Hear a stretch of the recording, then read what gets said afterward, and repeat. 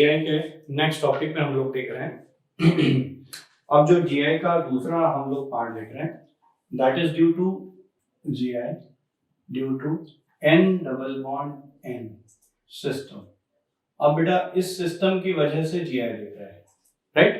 तो देखो इसमें क्या है, ऐसा लिखते हैं बेटा N2R या RN2, इसको बोलते हैं बेटा एजो अल्केन। क्या बोलते हैं? Azo alkane. ये लो बेटा, ये एजो अल्केन। ये जैसे मान लो अगर मैं यूं लिख दूं PHN2, तो बेटा ये हो जाएगा एजो बेंजीन। ये क्या है बेटा? Azo benzene.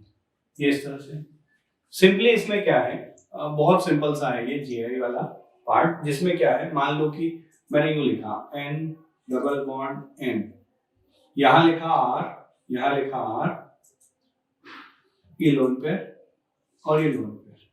तो देखो ये लोन पेयर दोनों एक ही साइड पर है, जैसे बोलेंगे सिन। क्या बोलेंगे बेटा? सिन। लोन पेयर के रिस्पेक्ट में बोलते हैं बेटा ऐसा। ये देखो एक और, मान लो ऐसा लिख दूं N, ये फर्स्ट एग्जांपल है ना। Second example N double bond N, यहाँ पर ये लोन पेयर और यहाँ ये लोन पेयर और ये R और ये R। बताओ बेटा ये क्या हो गया? एंटी। ये एंटी हो गया। तीसरा एग्जांपल देखो, मान लो ऐसा है N डबल बॉन्ड N, ये लोन पेयर और ये भी लोन पेयर और यहाँ लिख दिया मान लो R1, या मैं यहाँ लिख देता हूँ मिथाइल, यहाँ लिख देता हूँ इथाइल। बताओ बेटा ये क्या है? ये बेटा सिन। क्या है ये? सिन। क्या समझा? या फिर चौथा देखो, आप एजो बेंजीन बनाते हैं। मान लो ये N डबल बॉन्ड N, यहाँ लिख दिया PH, यहाँ लिख दिया PH, यहाँ है बेटा लोन पेयर और यहाँ पर भी है लोन पेयर। देख लो आप, ये सिन है। इसका एंटी आप खुद ही बना सकते हो। तो ये ओवरऑल क्या है कि N डबल बॉन्ड N की वजह से, मतलब एजो ग्रुप की वजह से किस तरह से आइसोमेरिज्म होता है वो हम लोगों ने देख लिया। क्या ये इतना क्लियर हुआ? आपको समझ में आ पाया? ठीक है। तो ये बेटा सारी अलग अलग कंडीशंस है। अब देखो आप जरा ध्यान से, या यूं कहते हैं हम लोग जीआई ड्यू टू रेजोनेंस। पहले क्या बेटा? GI due to resonance system. जैसे बेटा जरा देखो जीआई कैसे दिखेगा इसमें, रेजोनेंस की वजह से जीआई कैसे हो जाता है, ध्यान से देखना। अब देखो आप ध्यान से, आपने रेजोनेंस पढ़ा नहीं है बेटा, ना मैंने पढ़ाया है अभी आपको, लेकिन बेटा थोड़ा सा ध्यान रख लेना, कभी भी यहाँ पर जैसे नाइट्रोजन के ऊपर लोन पेयर है, ये तो आपको पता है बेटा, तो ये लोन पेयर यहाँ आ जाता है और ये बॉन्ड पेयर यहाँ आ जाता है। हमेशा ध्यान रखना, लोन पेयर ऐसा आ जाएगा और ये यहाँ पर ऐसा। तो बताओ ये पाई बॉन्ड शिफ्ट हो गया, तो जरा देखो क्या बना, RCO नेगेटिव, और बताओ यहाँ डबल बॉन्ड NRH। अभी आपको कुछ नहीं करना है, जब भी ऐसा सिस्टम आ जाए lone pair single bond double bond, तो समझ लेना वहां पर जीआई आप शो कर सकते हो। बेटा समझ में आया कैसे तरीका? क्लियर हुआ? तो अब जरा देखो यहाँ पर अगर आप देखते हो स्ट्रक्चर में, थोड़ा सा मैं बनाता हूँ जिसमें आप बहुत ज्यादा फेमिलियर हो। RO negative double bond NRH। अब आप देखो R और R क्या अपोजिट है? ये हो जाएगा बेटा यहाँ पर ट्रांस। क्या है ये? ट्रांस। अरे सिन एंटी तो नहीं करेंगे ना।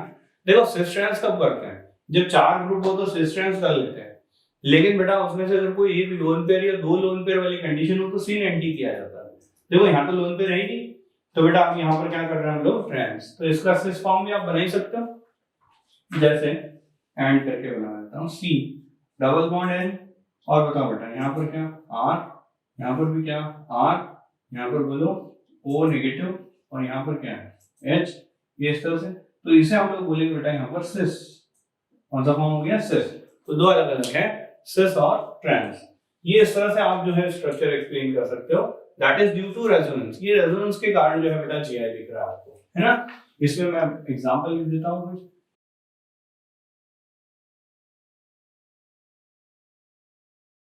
अब बेटा ये सारे एग्जांपल लिखे हैं, आपको बताना इनमें जीआई कौन शो करेगा, राइट। तो जरा देखो आप, सबसे पहला एग्जांपल देखो आप, इसमें क्या ये जीआई शो करेगा कि नहीं करेगा उसके लिए बात कर रहे हैं। बताओ यहाँ लोन पेयर है, ये यहाँ शिफ्ट हो जाए, ये यहाँ। पहले मैं सब में एक साथ बता रहा हूँ ताकि आपको क्लियर हो। ये लोन पेयर यहाँ शिफ्ट हो जाए, ये यहाँ। ये लोन पेयर यहाँ शिफ्ट हो जाए, ये यहाँ। ये लोन पेयर यहाँ शिफ्ट हो जाए, ये यहाँ। समझ में आ रहा है कैसे कर रहे हैं? देखो ये लोन पेयर यहाँ शिफ्ट हो जाए, ये यहाँ। ये लोन पेयर यहाँ शिफ्ट हो जाए, ये यहाँ। ये लोन पेयर यहाँ शिफ्ट हो जाए, ये यहाँ। सबको क्लियर हो रहा है कैसे किया? ठीक है, तो आप देखो ध्यान से, इधर देखना। अगर मैं इसमें बनाऊं तो कैसे बनेगा? आप ये देखो, R C O negative double bond N H H, ऐसे ही। अब मैंने क्या बताया था, अगर आपको याद हो, डबल बॉन्डेड जो भी कार्बन होते हैं, अब जैसे यहाँ डबल बॉन्डेड कार्बन ये रहा, और ये रहा डबल बॉन्डेड, अब कार्बन की जगह नाइट्रोजन है, तो जो भी डबल बॉन्डेड कार्बन हो बेटा, जो भी क्या हो, डबल बॉन्डेड कार्बन हो, तो डबल बॉन्डेड कार्बन के ऊपर या डबल बॉन्डेड नाइट्रोजन के ऊपर दो ग्रुप अलग अलग होने ही चाहिए। देखो ये दो ग्रुप अलग है, एक ऑक्सीजन O नेगेटिव और एक R है, लेकिन इधर देखो ये H और ये H है, इसलिए बेटा यहाँ पर पॉसिबल नहीं है, क्योंकि GI की पॉसिबिलिटी तब होगी जब दोनों ग्रुप कैसे हो, अलग अलग, ये H और ये H है, इसलिए नहीं हो सकता। यहाँ देखो आप, ये R C O negative double bond N H PH होगा, दोनों ग्रुप अलग है, इधर भी दोनों ग्रुप अलग है, GI हो जाएगा। नेक्स्ट बोलो, यहाँ GI होगा? हाँ हो जाएगा। कैसे देखो आप जरा, ये C और बोलो O negative double bond N PH, और यहाँ पर ये दोनों ग्रुप अलग है, ये भी दोनों ग्रुप अलग है, GI हो जाएगा। ये लो बेटा GI हो रहा। नेक्स्ट देखो फोर्थ एग्जांपल कैसे में होगा, चलो देखते हैं। ये बेटा यहाँ पर CH3 C O नेगेटिव और बोलो डबल बॉन्ड N Me और CH3, दोनों अलग अलग नहीं है, अलग अलग, मिथाइल और CH3 एक ही तो है। CH3 को भी मिथाइल बोलते हैं, मिथाइल को CH3, तो बेटा एक ही तो ग्रुप है, इसलिए यहाँ पर GI शो नहीं होगा। चलो इसमें देखें आप, यहाँ पर कैसे लिखोगे आप इसको, CH3 C O negative N ये मिथाइल और ये मिथाइल और यहाँ डबल बॉन्ड। देखो आप जरा इसमें, इस केस में अगर आप देख रहे हो तो क्या ये GI शो करेगा? हाँ करेगा, क्योंकि दोनों ग्रुप इधर और इधर अलग अलग है। चलो ये करेगा क्या? देखो आप जरा, PH C O negative double bond, और अच्छा सब पे बेटा प्लीज यहाँ पर ये प्लस चार्ज लगाना, सब पर क्या आएगा? प्लस चार्ज, ठीक है, ये ऐसा। अच्छा यहाँ पर बताओ, ये N ये प्लस और बोलो PH क्या सेम हो गए ग्रुप? GI शो नहीं होगा, बताओ GI शो हो जाएगा। अरे कर लो क्या? ठीक है, तो इस तरह से बेटा यहाँ पर हम लोगों ने रेजोनेंस की वजह से GI देख लिया कि GI जो है रेजोनेंस की वजह से कैसे हो जाता है। नेक्स्ट देखिए बेटा, चलो देखते हैं बेटा रिएक्शन के कारण कैसे हो जाएगा। बेटा मान लो हमारे पास कुछ ऐसा सिस्टम है लाइक दैट, देखो आप R C double bond O R dash, और मैं इसको मान लो HCl के साथ रखा हूं, प्रोटोनेटेड मीडियम, तो क्या यहाँ से प्रोटॉन निकलेगा? H plus. ध्यान रखना H प्लस को हमेशा लोन पेयर की तलाश होती है, हमेशा H प्लस वहीं पर जाकर ऐड होता है।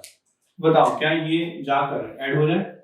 देखो यार, अगर ये ऐसा कर लेगा तो R C R डैश और बताओ क्या O और बोलो H, और यहाँ पर क्या ये लोन पेयर और ये ऐसा और ये प्लस।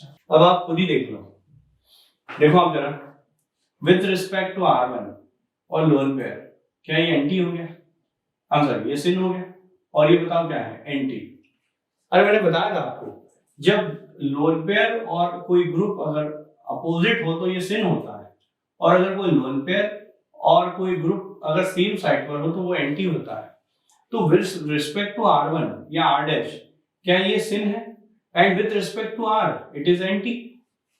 अरे आ रहा है कि नहीं समझ में? मैं लिख देता हूं, विथ रिस्पेक्ट टू यह सिन, और ध्यान रखना with respect to R it is anti, ये एंटी। आप समझे सिन और एंटी कैसे कर लिया? और जब देखो ये कैसे हो पाया, तो बेटा यहाँ पर क्या एक ग्रुप आकर ऐड हो गया, जैसे ही ग्रुप आकर ऐड हुआ GI शो करने लगेगा। चलो आप देखते हैं बेटा, आप बताना कि GI कहाँ कहाँ हो जाएगा। मैं एग्जांपल लिख देता हूँ पहले, है ना? ठीक है, GI ड्यू टू रिएक्शन। अब रिएक्शन की वजह से भी GI हो सकता है बेटा, देखो अब कैसे हो। अगर मान लो मैंने यू लिया, देखो आप जरा, R C double bond O और ये R डैश है, और मैं यहाँ पर क्या ले रहा हूँ बेटा? प्रोटॉन। अब जरा देखो, ये प्रोटोनेटेड कंडीशन ली तो ये यहाँ अटैक कर सकता है, और अटैक करेगा तो देखो अब कैसे मिल जाएगा। देखो अब ध्यान से, R C R डैश, और यहाँ क्या मिलेगा बेटा, डबल बॉन्ड O, और यहाँ H, और ये है बेटा लोन पेयर, इस तरह से। तो आप खुद ही देखो, इस तरह से जो स्ट्रक्चर बनी है प्रोटोनेटेड स्ट्रक्चर, इसमें क्या अब हम लोग कहेंगे रिएक्शन हुई है, और इस रिएक्शन में देखो आप इस चीज के लिए फैमिलियर हो, ये आर डैश और ये लोन पेयर, तो मैं यहाँ पर यूं लिख सकता हूँ with respect to R dash ये हुआ बेटा सिन, और विद रिस्पेक्ट टू आर ये हुआ बेटा एंटी। तो दो अलग अलग स्ट्रक्चर बन रही है, सिन और एंटी बन सकती है। जैसे ये अभी जो दिख रहा है with respect to R dash it is sin, अगर यही आर डैश ऊपर चला जाए तो वो एंटी हो जाएगा। क्या लोन पेयर को ध्यान में रखते हो हम लोग सिन और एंटी बोलते हैं। एग्जांपल लिखते हैं कुछ जो हम लोग को एक्सप्लेन करेंगे कि यहाँ पर जो है किस तरह से आप जो है जो रिएक्शन की वजह से जीआई है वो शो कर देते हैं। देखिए हम लोग एग्जांपल देखते हैं बेटा, जैसे फर्स्ट एग्जांपल मान लो ऐसा बेटा, देखो जरा R C double bond O R, और मैंने यहाँ पर मान लो इस तरह से लिख दिया HCl। तो देखो आप जरा, जब ये रिएक्शन होगा तो ये ऐसा आर सी आर और ये डबल बॉन्ड O और ये H क्या प्लस आ जाएगा, और यहाँ पर क्या है लोन पेयर। अब आप खुद ही देखो इस पूरी स्ट्रक्चर में क्या ये सिन एंटी बना सकता है, नहीं बना सकता, क्योंकि इधर ग्रुप कैसे है सेम, मतलब ये जीआई शो नहीं करेगा। मतलब रिएक्शन की वजह से जीआई हो भी सकता है और नहीं भी हो सकता है। दूसरा एग्जांपल देखो, मान लो ऐसा लिखा CH3CH डबल बॉन्ड O, और अब मैंने यहाँ प्रोटॉन लिख दिया। ये लो बेटा, बताओ ये रिएक्शन कर लेगा, क्या बनाएगा, देखो CH3CH और यहाँ डबल बॉन्ड O और यहाँ H प्लस, और ये इस तरह से। बोलो भाई क्लियर हो रहा है। मतलब ये देखो जरा, ये सिन एंटी खुद बना सकता है। नेक्स्ट देखो तीसरा एग्जांपल, मान लो ऐसा लिखा HCPH डबल बॉन्ड O और यहाँ प्रोटोनेटेड कंडीशन है, बताओ क्या होगा, प्रोटोनेटिक कर जाएगा, करेगा तो ये रिएक्शन ऐसी होगी HC यहाँ पर PH, और बताओ बेटा यहाँ क्या डबल बॉन्ड OH और ये इस तरह से लोन पेयर। क्या आपको समझ में आ रहा है कैसे यहाँ पर जो है रिएक्शन की वजह से जीआई हो पा रहा है। यहाँ पर देखो आप जरा फोर्थ एग्जांपल, मान लो ऐसा ये रहा बेटा, ये डबल बॉन्ड और यहाँ पर मान लो मिथाइल रखी है, और ये फिर से प्रोटोनेट कर दें इसको। अब देखो इसको प्रोटोनेट करने के बाद व्हाट वी गेट, हम लोग को क्या मिलेगा, देखो डबल बॉन्ड OH प्लस और ये लोन पेयर। अब आप देखो ये दोनों ग्रुप अलग अलग है, इसलिए बेटा यहाँ पर जीआई होगा। तो बेटा देखो यहाँ जीआई नहीं हो रहा है, यहाँ हो रहा है, यहाँ हो रहा है, यहाँ पर भी जीआई हो रहा है। फिफ्थ एग्जांपल देखो आप, मान लो ऐसा लिखा मैंने, ये लो ये ऐसा कुछ लिख दिया डबल बॉन्ड O और यहाँ प्रोटोनेट कर दो।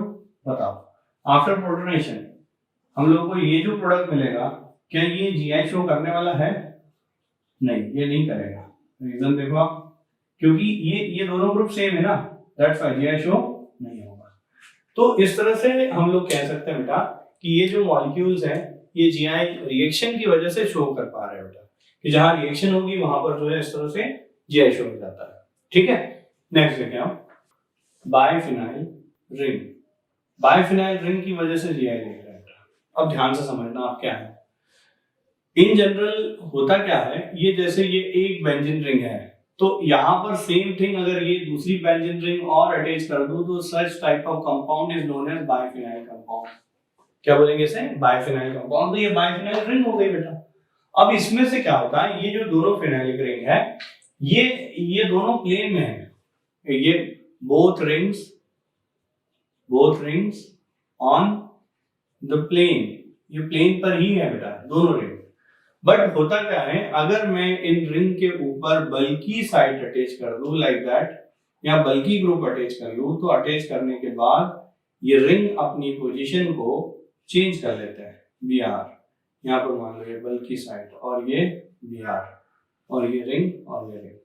अब एग्जैक्टली ये ऐसा नहीं है। अब जब ये ऐसा हो चुका है ना, तो देखो बेटा ये कैसे, ये दोनों रिंग कैसे हो गई। देखो आप जरा, ये पहले रिंग ऐसी थी, दोनों एक ही प्लेन में थी, ये बाइफिनाइल कंपाउंड।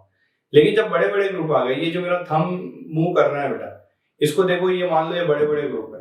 अब ये दोनों एक दूसरे को रिपेल कर रहे हैं बहुत ज्यादा थंब, तो क्या करेंगे, एक तरीका हो सकता है मैं अगर इसको घुमा दूं, तो देखो आप जरा डिस्टेंस बढ़ गई दोनों थंब के बीच की, बढ़ेगी दोनों थंब के बीच की डिस्टेंस, और डिस्टेंस बढ़ने से ये फायदा होगा कि अब रिपल्शन कम हो गया, और जहां रिपल्शन कम होगा स्टेबिलिटी बढ़ जाएगी। तो बेटा अब जैसे ये ऐसा हो गया, क्या ये वापस घूमकर ऐसा आएगा? नहीं, मतलब ये रेस्ट्रिक्टेड सिस्टम हो गया, मतलब ये जीआई शो करेगा। ये क्या कर रहा है यहाँ पर? जीआई शो कर रहा है। एग्जैक्टली इसमें यूं हो जाता है, जब ये रिंग घूम जाएगी तो घूमने के बाद ये ऐसा कुछ दिखेगा। देखो एग्जामिनर कभी कभी यूं लिख देता है, इसलिए आपको पता होना चाहिए। ये बेटा एक रिंग, यहाँ पर ये बड़ा ग्रुप, ये बल्कि साइड, और अब यहाँ पर ऐसा हो गया, ये टूवर्ड्स यू, और अगर आपकी तरफ बनाते हैं तो कुछ ऐसा होता है बेटा, ये ऐसा, और फिर यहाँ पर ये सर से, आप समझ पा रहे? ये ऐसा बेटा, ये इस तरह से स्ट्रक्चर। ये आपको समझ में आ रहा होगा, ये रिंग बोर्ड के प्लेन के बाहर निकली हुई है, ये डैश डैश डैश बोर्ड के प्लेन के पीछे है, और यहाँ पर ये बेटा बताओ ये क्या है? बीआर, और ये बता दो ये क्या है यहाँ पर? इस तरह से क्वाटरनरी कंपाउंड।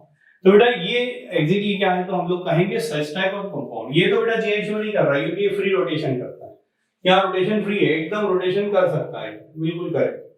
लेकिन बेटा ये क्या है? ये रोटेशन अलाउड नहीं करेगा, और आपको तो पता है जहां रेस्ट्रिक्शन रोटेशन सिस्टम होता है वहां पर जीआई मिलता है, तो बेटा अब ये जीआई शो करने वाला है। नेक्स्ट देखो ऐसे ही और बात करें हम लोग, अगला है GI due to triphenyl ring. Triphenyl ring, triphenyl ring की वजह से हम लोग देख रहे थे बेटा ट्राइफिनाइल ऐसा एक रिंग, ये दूसरी रिंग, और ये तीसरी रिंग, इसे बोलते हैं ट्राइफिनाइल सिस्टम। और ये सभी ऑन द प्लेन, ये सब कहां पर है बेटा? ऑन द प्लेन, ये प्लेन पर ही है, जैसे दिख रहा है वैसे ही बेटा। बट जब आप इन पर बल्कि ग्रुप ऐड कर लेते हो, तो बल्कि ग्रुप ऐड करने के बाद ये क्या करेंगे? एक दूसरे को रिपेल करना चालू करेंगे, and due to repulsion they coming out from the plane. देखो जरा, मान लो यहाँ पर मैं लिख देता हूँ ऐसा, ये बड़े बड़े ग्रुप अटैच कर दिए सब तरफ से ऐसे, और अब मान लो यहाँ पर बी आर ऐड किया, ये भी बड़ा ग्रुप है, ये भी बड़ा ग्रुप है, ये भी बड़ा है, और यहाँ पर बी आर ऐड कर दिया। आप देखो जरा, बहुत बड़े बड़े ग्रुप है बेटा, और ये बड़े ग्रुप होने की वजह से पता है क्या होगा? ये रिंग जो है वो आउट ऑफ द प्लेन हो गई, ये ऐसे हो गई, ये रिंग भी आउट ऑफ द प्लेन हो गई, ऐसे हो गई। मतलब इसका स्ट्रक्चर अगर हमें बनाना हो तो क्या हम लोग ऐसा बना सकते हैं आउट ऑफ द प्लेन के लिए? ये लो, ये एक रिंग जो ऐसे दिखाई दे रही है, राइट, ठीक है, और यहाँ पर ये ऐसा, ये ऐसा, ये बेटा ये एक रिंग है जो इस तरह से दिखाई दे रही है, आउट ऑफ द प्लेन हो चुकी है। यहाँ ये बी आर है, यहाँ बता दो बेटा ये इस तरह से। अब दूसरा रिंग देखो आप, ये ऐसा है बेटा, दिस द सेकंड रिंग, ये दूसरी रिंग, ये यहाँ पर, और ये यहाँ पर, और ये रिंग इस तरह से। और फिर तीसरी रिंग देखो आप जरा, तो यहाँ पर ये एक ये हो गया बेटा, है ना। अब देखो आप जरा, मैं तीसरी रिंग की बात कर रहा हूँ, तो तीसरी रिंग कैसी होगी? तो फिर वही क्या है, वो आउट ऑफ द प्लेन हो जाएगी। देखो ये आउट ऑफ द प्लेन कर देते हैं हम लोग, ये लो बेटा, ये इस तरह से, ये आउट ऑफ द प्लेन। और क्या आपको ये क्लियर हो रहा है? यहाँ पर एक रिंग जो है वो क्या इस तरह से रिप्रेजेंट हो जाएगी, और बताओ यहाँ पर भी क्या है, ये बी आर, और ये बता दो क्या है, इस तरह से। अब देखो आप इसमें आपको ये क्लियर हो रहा होगा कि बी आर और ये बी आर क्या दोनों बाहर निकले हुए, और जब बी आर बाहर निकले हुए हो तो दिस इज नोन एज सिस, ये सिस बन गया स्ट्रक्चर। क्या इसी का ट्रांस स्ट्रक्चर बना सकते हो आप? कैसे बना सकते हो? देखो आप जरा, ये मान लो ये देखो, ये बी आर और ये बी आर एक ही साइड पर है, तो ये सिस बना। इसका ट्रांस आप खुद ही बना सकते हो, कैसे बनेगा? देखो आप जरा, ये तो आपने लिख ही लिया होगा, है ना। तो देखो जरा इसका ट्रांस कैसे बनेगा, यहाँ बी आर, यहाँ ये बल्कि साइड, बल्कि साइड, बल्कि साइड, बल्कि साइड एंड बल्कि साइड, और यहाँ बी आर ऐड कर दिया, और यहाँ पर ये बल्कि साइड। अब देखो यहाँ बी आर और यहाँ बी आर अपोजिट होगा, this is known as trans, ये ट्रांस हो गया बेटा। तो ऐसे सिस और ट्रांस जो है हम लोग बना रहे हैं, ये किसके लिए बना पा रहे हैं बेटा हम लोग? तो ये है बेटा ट्राइफिनाइल सिस्टम के लिए जीआई कैसे हो जाता है उसके लिए, ठीक है। तो ये हमने बात कर ली बेटा GI due to triphenyl system. तो अब हम लोग लिख रहे हैं बेटा यहाँ पर कैलकुलेशन ऑफ जीआई। जीआई कैसे कैलकुलेट करेंगे वो बता रहे हैं। तो फर्स्ट कंडीशन नंबर फर्स्ट, इसमें है मॉलिक्यूल सिमेट्रिकल है बेटा। कैसा है बेटा? Molecule symmetrical. और अगर मॉलिक्यूल सिमेट्रिकल है तो बेटा हम लोग उसमें नंबर ऑफ, या पहले असिमेट्रिकल लिखता बेटा, क्या लिखता हूँ, असिमेट्रिकल। मॉलिक्यूल अगर असिमेट्रिकल है तो उसमें क्या होगा, देखो number of G I is equal to, हम लोग ऐसा लिखेंगे, number of G I is equal to 2 to the power n, where n is number of stereogenic center। आपके लिए कोई नया शब्द नहीं है, स्टीरियोजेनिक सेंटर के लिए तो बार बार पॉइंट्स देखी है हम लोगों ने, बस उनको देखना है आपको। तो हम लोगों को मिल जाएगा यहाँ पर नंबर ऑफ जीआई। दूसरा बेटा, मॉलिक्यूल अगर मान लो सिमेट्रिकल है, कैसा है बेटा, सिमेट्रिकल। अगर मॉलिक्यूल सिमेट्रिकल हो गया तो दो कंडीशन है बेटा, एक एन अगर इवन हो, एन जैसा हो इवन, तो लिखेंगे हम लोग number of G I is equal to 2 to the power n minus 1 plus 2 to the power n by 2 minus 1। ये ऐसा फार्मूला है। कब लिखा है ऐसा फार्मूला, जब मॉलिक्यूल कैसा है, सिमेट्रिकल है, और सिमेट्रिकल में भी n की वैल्यू मतलब स्टीरियोजेनिक सेंटर इवन नंबर में है। अब अगर यहीं पर मैं बी कंडीशन लिख दूं, अगर मान लो n की वैल्यू ऑड है, कैसी बेटा, ऑड है, तो अब जब लिखोगे आप यहाँ पर नंबर ऑफ जी आई, तो number of G I is equal to लिख लोगे आप 2 to the power n minus 1 plus 2 to the power n minus 1 divided by 2। कब बेटा, जब ये ऑड हो, ये फार्मूला लगेगा। तो दो अलग अलग फार्मूले लगा रहे हैं हम लोग, वो डिपेंड कर रहा है मॉलिक्यूल कैसा है, सिमेट्रिकल है एसिमेट्रिकल। देखो अगर असिमेट्रिकल है तब तो सिंपली फार्मूला लगाना है 2 to the power n, but अगर मॉलिक्यूल जो है वो सिमेट्रिकल है तो ये देखा जाता है कि n की वैल्यू मतलब स्टीरियोजेनिक सेंटर ऑड है कि इवन है, उसके बेसिस पर हम लोग यहाँ डिसाइड कर लेते हैं। क्या आपको ये समझ में आ रहा है? तो अब देखो इसी के बेसिस पर हम लोग अगर बात कर लें, देखो जरा, ये जैसे CH3 लिखा, यहाँ पर भी CH, यहाँ पर लिख देता हूँ CH2 CH3। बोलो मॉलिक्यूल कैसा, असिमेट्रिकल है, ये बेटा ये असिमेट्रिकल मॉलिक्यूल है ना। और अब ये असिमेट्रिकल मॉलिक्यूल है, अब साथ में मैंने फार्मूला लगाया 2 to the power n। अब देखो इसमें यहाँ CH3, यहाँ CH3, यहाँ CH2, यहाँ CH और यहाँ CH2, असिमेट्रिकल मॉलिक्यूल। मैंने फार्मूला ये लगाया, ये स्टीरियोजेनिक सेंटर है, और ये भी क्या है, स्टीरियोजेनिक सेंटर। ये दोनों क्या है, स्टीरियोजेनिक सेंटर, और स्टीरियोजेनिक सेंटर है तो फार्मूला लगाओगे 2 to the power 2। अरे n की वैल्यू 2 निकाली है आपने, तो बोलो 2 आए मतलब क्या है बताओ, ये 4, क्या बेटा 4। चलो देखते हैं ये 4 कैसे बने, ध्यान से देखना। कितने कार्बन है बेटा, 1 2 3 4 5 6 7 कार्बन है। चलो बनाते हैं ये सर। अब देखो ये क्या है, सिस है। सिस कैसे, ये और ये ग्रुप दोनों एक तरफ है। अच्छा ये भी क्या है, सिस कैसे, ये और ये ग्रुप दोनों एक तरफ है, ये भी सिस है और ये भी सिस है। फर्स्ट सेकंड बनाता हूं, देखो ये ऐसा है, देखो बताओ ये क्या है, सिस, ये क्या है, ट्रांस, दिख रहा है। चलो तीसरा बनाता हूं, मान लो ऐसा, देखो ये क्या है, ट्रांस, ये भी क्या है, ट्रांस, ये लो दोनों ट्रांस है। पहले सिस था, एक सिस और ट्रांस, और वो ट्रांस और सिस, ट्रांस और ट्रांस। अब चौथा और एक और बन सकता है ऐसा, देखो कैसे, यूं बना देते हैं, देखो ये ट्रांस और ये सिस, ये लो ये ट्रांस बना, ये सिस बना। इस तरह से कितने आइसोमर्स हो गए, 4। क्या आपको ये क्लियर हुआ कैसे निकाल लेते हैं 4 आइसोमर्स, कैसे निकले, ये समझ में आया? ये मैंने आपको बता दिया तरीके क्या है सिस ट्रांस बना के। नेक्स्ट देखते हैं एग्जांपल। सबसे पहले तो बता दो इसमें स्टीरियोजेनिक सेंटर कितने, तो आपको दिख ही रहा होगा। बोले सर एक तो ये रहा, एक स्टीरियोजेनिक सेंटर, दूसरा स्टीरियोजेनिक, क्या रिंग भी है, तीसरा, 3 स्टीरियोजेनिक सेंटर है। मॉलिक्यूल सिमेट्रिकल है कि एसिमेट्रिकल है, एसिमेट्रिकल है। चलो अगर एसिमेट्रिकल है, देखो ना आप कैसे पहचाना एसिमेट्रिकल, यहाँ Cl है ही नहीं, एसिमेट्रिकल। अरे यहाँ तो ये CH3 है ना बेटा, तो एसिमेट्रिकल है। चलो अब देखो यहाँ पर अगर ऐसा है तो n की वैल्यू मैंने लिखी 3, Gi इज इक्वल टू क्या लिखूंगा, 2 to the power n, n की वैल्यू 3 लिख दूं, और 3 लिखूंगा तो यहाँ आ जाएगा 2 to the power 3, that is into 2 पहले ही लिख दूं बेटा। तो यहाँ देखो यहाँ पर कितने आ गए, 8, ये आ गए 8। अब आप खुद ही निकाल सकते हो वो 8 कौन कौन से होंगे, कर सकते हो बेटा, ठीक है। परम्यूटेशन कॉम्बिनेशन में निकालोगे तो यू विल गेट 8 आंसर, ठीक है। अगला देखो थर्ड, मान लो ऐसा हो आपके पास,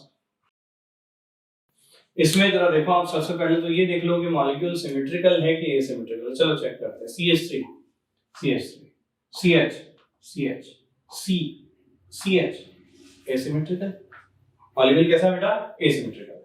चलो आप मुझे बताओ स्टीरियोजेनिक सेंटर, मुझे बताओ ये क्या ऑड क्यूमुलिन है, देखो ये क्या है बेटा, ऑड क्यूमुलिन है।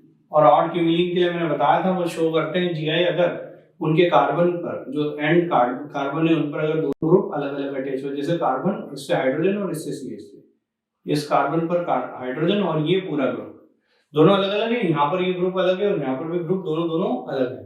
तो बस अब आप क्या है यहाँ पर कह सकते हो, एक तो स्टीरियोजेनिक सेंटर पूरा ये क्यूमुलिन हो गया, और क्या ये भी डबल बॉन्ड भी स्टीरियोजेनिक सेंटर है, बताओ बेटा कितना, Gi is equal to 2 to the power 2 that is 4, 4 बन जाएंगे बेटा, कितने बनेंगे 4। लेकिन बेटा उसके लिए कंडीशन है, मॉलिक्यूल मतलब ये जो क्यूमुलिन है ये कैसा होना चाहिए, ये क्यूमुलिन होना चाहिए बेटा ऑड कैटेगरी का, कैसा होना चाहिए ऑड। चलो अगला देखें फोर्थ कंडीशन। अब इसमें सबसे पहले ये बता दो स्टीरियोजेनिक सेंटर कितने हैं, चलो चेक करते हैं बेटा स्टीरियोजेनिक सेंटर में। क्या ये रिंग है, हाँ है, कैसे वो पता है आपको, बहुत पहले बता चुका हूँ। क्या ये रिंग के अंदर डबल बॉन्ड भी है, हाँ है डबल बॉन्ड भी। क्या ये रिंग के बाहर ये डबल बॉन्ड भी है, हाँ है। स्टीरियोजेनिक सेंटर बता दो कितने हैं, 3 है बेटा। क्या फार्मूला लगा लोगे, ये कौन सा है, सिमेट्रिकल एसिमेट्रिकल, एसिमेट्रिकल है बेटा, कुछ भी देख लो कहीं से भी देख लो आप, दो बराबर ऐसे स्ट्रक्चर मिलेगी नहीं आपको दोनों एंड से। चलो तो आपने फार्मूला लगाया Gi is equal to, बोलो बेटा Gi is equal to 2 to the power n that is कितना आएगा बेटा 8। समझ में आया क्या, अगला देखो आप, नेक्स्ट बताना, बताओ इसमें स्टीरियोजेनिक सेंटर कितने हैं, बोलो ये है क्या, हाँ है, ये है नहीं है क्योंकि CH2 है सेम है HH, अच्छा ये है, हाँ है, दो हो गए तो 2 to the power 2 that is 4, ये आ गया 4। आया समझ में। अगला देखो आप स्टीरियोजेनिक सेंटर में, मान लो मैं लिख रहा हूँ यहाँ पर 6 एग्जांपल, ऐसा लिखा मान लो, देखो अब देखो क्या ये रिंग है, हाँ है, क्या ये डबल बॉन्ड भी है, हाँ है, तो बताओ 2 to the power 2 that is 4, ये लो बेटा 4 stereogenic centre, I am sorry 2 stereogenic centre है और टोटल 4 आइसोमर्स हो गए। बेटा आपको समझ में आ रहा है कि नहीं आ रहा है, क्लियर हो रहा है कि क्या बता रहा हूँ मैं, ठीक है। तो ये तो मैंने बताया कि मॉलिक्यूल कैसे हैं, एसिमेट्रिकल है। चलो थोड़े बहुत सिमेट्रिकल के एग्जांपल देख ले बेटा, मान लो ऐसा है बेटा, अब देखो आप ध्यान से इस स्ट्रक्चर में, अब आप जब देखते हो तो स्टीरियोजेनिक सेंटर बता दो मुझे कैसे है, ये बताओ ये है क्या, हाँ है, ये भी है, हाँ है, तो दो स्टीरियोजेनिक सेंटर हैं, n is equal to 2। अच्छा मॉलिक्यूल सिमेट्रिकल है क्या, देखते हैं कैसे, CH3 CH3 CH CH CH CH बराबर मिल रहा है सर, मॉलिक्यूल बताओ कैसा है, सिमेट्रिकल है बेटा, है ना।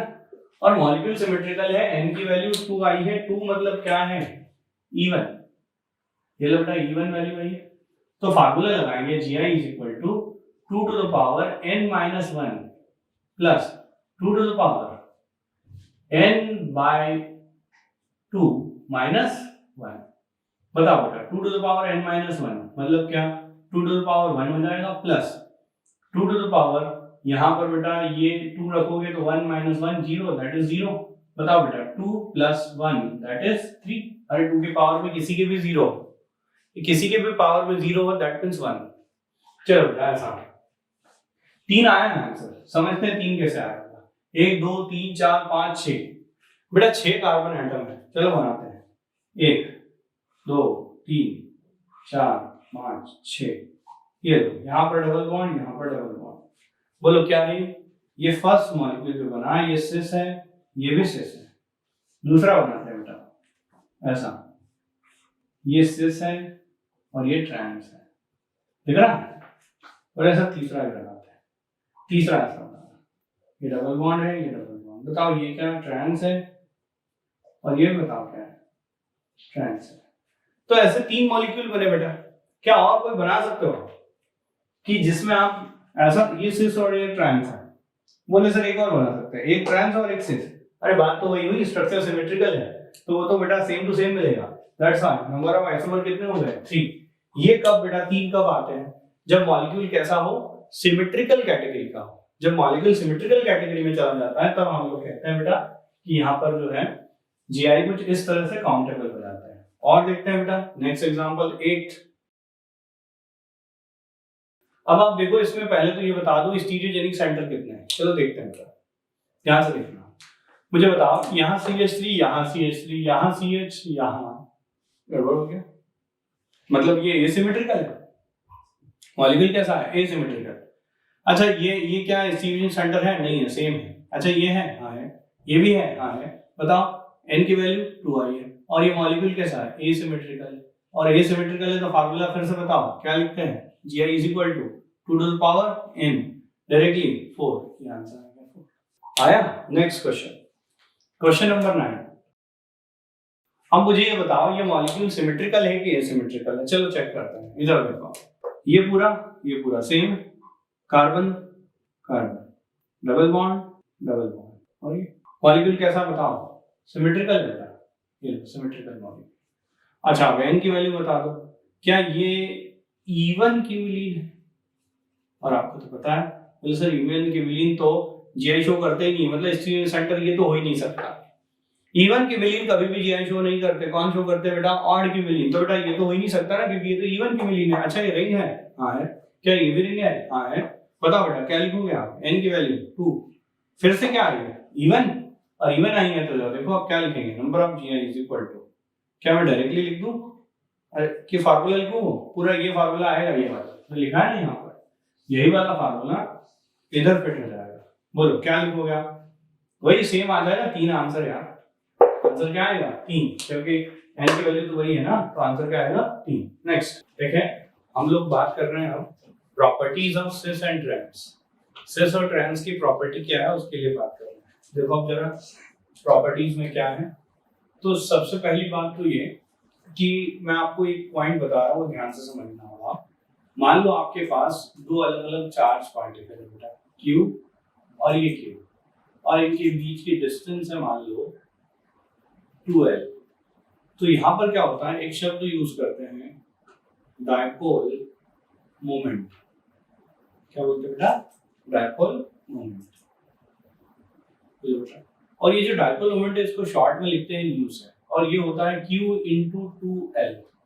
मतलब जो चार्ज होता है और चार्ज के बीच की डिस्टेंस को, that is known as dipole moment. This is related with the physics. ये फिजिक्स से रिलेटेड है। अब बेटा हमारे इसमें केमिस्ट्री में इसका बहुत ज्यादा इस तरह से काम नहीं आता है। इसकी यूनिट होती है बेटा डी पाई। कौन सी यूनिट है बेटा? डी पाई। डी पाई यूनिट से इसको रिप्रेजेंट किया जाता है डायपोल मोमेंट। अब देखो हम लोगों ने ये बताया कि ये डायपोल मोमेंट है इस तरह से। अब एग्जैक्टली क्या है केमिस्ट्री में, क्या इसका सिग्निफिकेंट पॉइंट है वो समझो आप, ध्यान से समझना। क्या होता है, जैसे मान लो कि मैंने यूं कहा कि कोई एक एक्स एटम है और कोई एक वाई एटम है, और ये दोनों इस तरह से डिस्टेंस पर है बेटा। यूं कहा मैंने कि एक्स वाई एटम की इलेक्ट्रोनेगेटिविटी ज्यादा है और एक्स एटम की इलेक्ट्रोनेगेटिविटी कम है। तो मुझे बताओ क्या ये वाई एटम एक्स एटम से इलेक्ट्रॉन खींचेगा? और यही जब इलेक्ट्रॉन इस तरह से खींच रहा है, इस वे में खींच रहा है, तो यहाँ पर जो है हम लोग कह सकते हैं इलेक्ट्रॉनों का इस तरह से खींचना यही रिप्रेजेंट कर रहा है बेटा डायपोल मोमेंट को, म्यू को रिप्रेजेंट कर रहा है बेटा। ये क्या रिप्रेजेंट कर रहा है? डायपोल मोमेंट को। और ये जो डायपोल मोमेंट है इसकी डायरेक्शन आपको दिख रही है बेटा, क्लियर हो रहा है ना? ठीक है, तो बेटा यहाँ पर क्या है, ये पार्शियल पॉजिटिव हो जाएगा और ये पार्शियल नेगेटिव हो जाएगा। इस तरह से ये जो है डायपोल मोमेंट कहलाता है। क्या समझ में आया? सपोज दैट मान लो मैंने यूं कहा कि भैया कोई एक एटम है वो इस तरह से है x और ये y, और वापस लिख रहा हूं मैं x और y, बट मैंने अब यूं कह दिया कि इसकी इलेक्ट्रोनेगेटिविटी मान लो मैंने कहा a है और इसकी भी इलेक्ट्रोनेगेटिविटी मैंने कह दिया a है। तो बताओ बेटा क्या यहाँ पर कोई डायपोल मोमेंट होगा? नहीं। तो dipole moment is equal to 0। यहाँ का डायपोल मोमेंट 0, यहाँ क्या डायपोल मोमेंट होगा? हाँ, तो it is not equal to 0, ये नॉट इक्वल टू 0। कहने का मतलब अगर इलेक्ट्रॉन किसी एक से खींचे जाए और दूसरे पर लिए जाए तो it is said to be a developed dipole. हम लोग यूं कह सकते हैं कि एक डायपोल डेवलप्ड हुआ है। क्या समझ में आया? तो यहाँ पर in this first case there is a one dipole while in the second case there is no dipole. क्या ठीक है? तो देखो आप क्या क्या प्रॉपर्टी एक्सप्लेन करने वाले हैं। सिस और ट्रांस में एक प्रॉपर्टी होती है डायपोल मोमेंट। कौन सी होती है? Dipole moment. दूसरा होता है बेटा यहाँ पर बॉइलिंग पॉइंट। तीसरा होता है यहाँ पर यहाँ जो है सॉल्युबिलिटी, और चौथा होता है बेटा मेल्टिंग पॉइंट। क्या है बेटा? Melting point. और एक और यहाँ पहले मैं लिखता हूँ स्टेबिलिटी।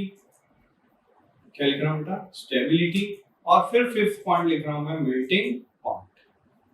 देखो बॉइलिंग पॉइंट एक ऐसा टेम्परेचर जिस टेम्परेचर पर लिक्विड वेपर में कन्वर्ट होता है, that is known as boiling point. Melting point क्या है? ऐसा टेम्परेचर जिस पर कोई सॉलिड लिक्विड में कन्वर्ट होता है, उसको बोलते हैं मेल्टिंग पॉइंट, है ना बेटा? तो अब ध्यान से समझना मैं क्या बता रहा हूँ। Dipole moment is directly related with the boiling point. जितना ज्यादा डायपोल मोमेंट, बॉइलिंग पॉइंट भी उतना ही ज्यादा होगा। और एक और चीज है, सॉल्युबिलिटी की बात करें, जितना ज्यादा डायपोल मोमेंट होगा सॉल्युबिलिटी भी उतनी ही ज्यादा होगी। और ध्यान रखना डायपोल मोमेंट जितना ज्यादा होगा स्टेबिलिटी उतनी ही कम होगी। स्टेबिलिटी उतनी ही कम। ये रिलेशन होता है बेटा यहाँ पर जो बॉइलिंग पॉइंट, सॉल्युबिलिटी और स्टेबिलिटी में जो है डायपोल मोमेंट का। क्या ये इतना क्लियर हो रहा है? Second thing, melting point is not related to dipole moment. Dipole moment से रिलेटेड होता ही नहीं। कौन बेटा? Melting point.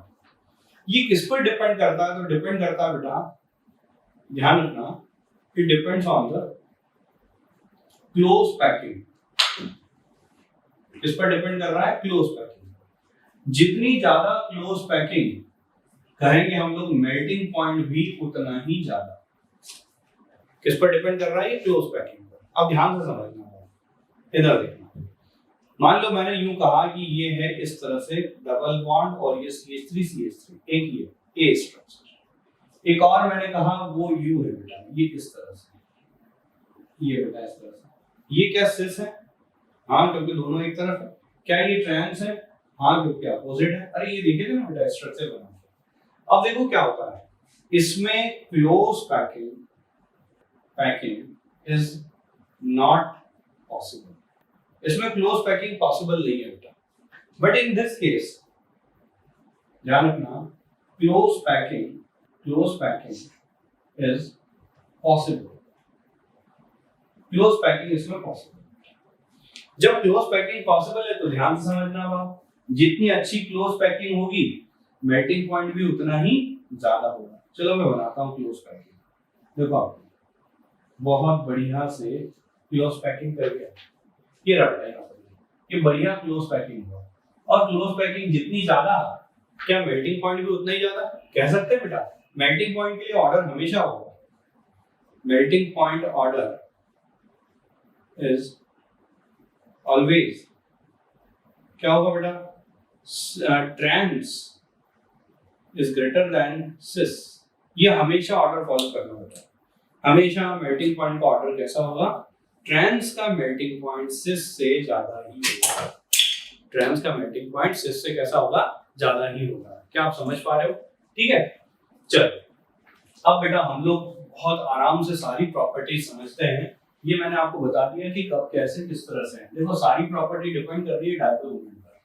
किस पर डिपेंड कर रही है? Dipole moment. लेकिन बेटा अब हम लोग ये भी समझ गए कि बोले से डायपोल मोमेंट की सारी प्रॉपर्टी तो डिपेंड कर रही है, लेकिन melting point depends on the close packing. जितनी ज्यादा क्लोज पैकिंग, मेल्टिंग पॉइंट उतना ही ज्यादा।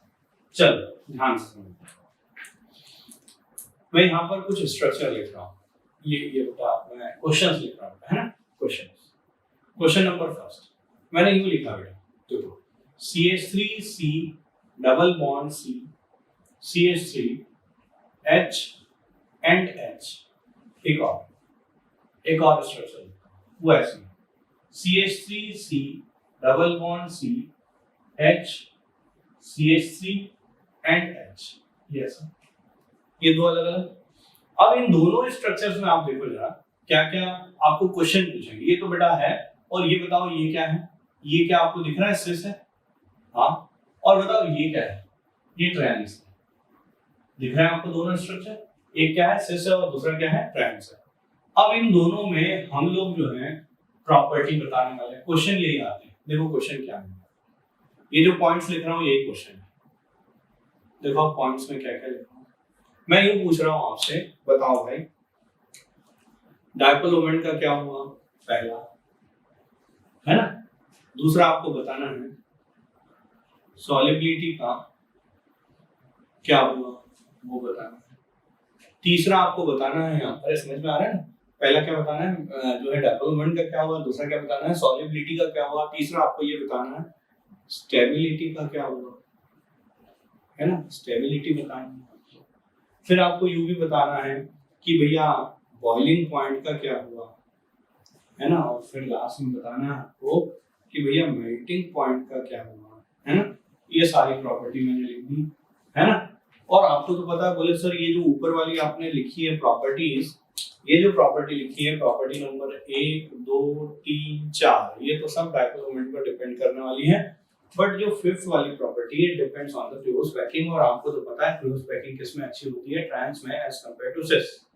चलो तो बताओ सिस और ट्रांस में ज्यादा अच्छी क्लोज पैकिंग कहाँ मिलती है, ट्रांस में।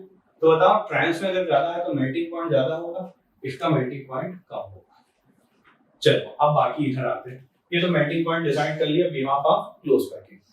अब देखो आप डायपोल मोमेंट की बात करें, एक बात बताओ, ध्यान रखना हमेशा कि कार्बन अगर sp3 हो, या पहले मैं लिखूं carbon sp hybridise, carbon sp2 hybridise और कार्बन अगर sp3 हाइब्रिडाइज, तो ध्यान रखना सबसे ज्यादा इलेक्ट्रोनेगेटिविटी, इलेक्ट्रॉन पुलिंग पावर इस कार्बन की होगी, पहले कार्बन की सबसे ज्यादा इलेक्ट्रॉन यही खींचेगा जब sp हाइब्रिडाइजेशन। अब मुझे बताओ इन दोनों केसेस में, यहाँ पर हाइब्रिडाइजेशन बताओ sp2, यहाँ पर sp2, यहाँ बता दो sp3, यहाँ बता दो sp3, यहाँ बता दो sp3, यहाँ sp2, यहाँ sp2 और यहाँ sp3। क्या समझ में आया आपको? ये बहुत पहले निकालना सीख चुके हैं हम लोग। अब आप ध्यान से समझना इन दोनों केसेस में मैं क्या बताना चाह रहा हूँ। बेटा क्या ये इलेक्ट्रॉन खींचेगा, क्योंकि इसकी इलेक्ट्रोनेगेटिविटी इससे ज्यादा है। देख लो sp2 की sp3 से इलेक्ट्रोनेगेटिविटी ज्यादा, ये बेटा मैंने जो लिखा है ऑर्डर ऑफ En, इलेक्ट्रोनेगेटिविटी का ऑर्डर है ना। तो बेटा ये ऐसे ही है, ये इलेक्ट्रॉन इधर पुल कर रहा है, क्या ये भी इलेक्ट्रॉन इधर पुल कर रहा है। अब इसमें देखो ये इलेक्ट्रॉन इधर पुल कर रहा है, ये इलेक्ट्रॉन इधर पुल कर रहा है, दोनों की डायरेक्शन सेम है। दोनों की डायरेक्शन अगर सेम है तो मान लो एक 10 है और दूसरा 10 है, तो क्या 20 हो जाएगा? हाँ, तो डायपोल मोमेंट बढ़ गया। अब इसमें क्या है, बोले सर एक की डायरेक्शन ऐसी, एक की डायरेक्शन ऐसी है, क्या ये डायरेक्शन एक दूसरे को क्रॉस कर रही है, तो थोड़ा डायपोल मोमेंट कम हो जाएगा। समझे आप? जब दोनों की डायरेक्शन सेम होगी तो डायपोल मोमेंट बढ़ जाएगा, वो तो सम में जाएगा, है ना बेटा। तो यहाँ पर सम में गया। अब जरा देखो सॉल्युबिलिटी की बात कर रहा हूँ, मुझे बताओ ज्यादा कौन सॉल्युबल रहेगा? ट्रांस, क्योंकि जितना डायपोल मोमेंट ज्यादा सॉल्युबिलिटी भी उतनी ज्यादा। यहाँ पर सॉल्युबिलिटी कम हो जाएगी। स्टेबिलिटी, स्टेबिलिटी में ध्यान रखना बेटा, जितना डायपोल मोमेंट कम स्टेबिलिटी उतनी ज्यादा। बोलो ये स्टेबल ज्यादा होगा और ये स्टेबल कम होगा। और बताओ बॉइलिंग पॉइंट की बात करें, जितना ज्यादा बॉइलिंग पॉइंट डायपोल मोमेंट उतना ज्यादा बॉइलिंग पॉइंट में बॉइलिंग पॉइंट।